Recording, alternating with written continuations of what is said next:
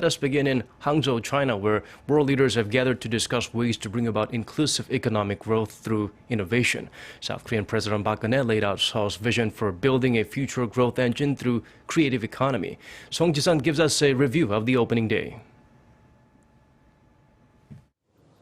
At this year's G20 summit aimed at building a more innovative, invigorated, interconnected, and inclusive world economy, President Park Geun-hye proposed Korea's creative economy drive as a new model for growth to counter the so-called new normal of low growth now prevailing around the globe.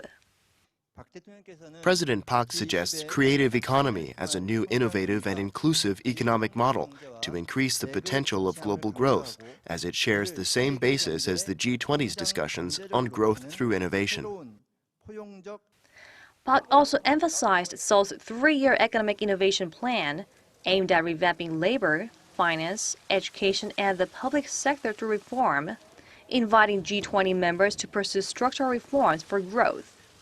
At Monday's session, Park will call for action from G20 members to promote free trade against rising protectionism, a message she's expected to stick with through this three-nation multilateral diplomacy trip.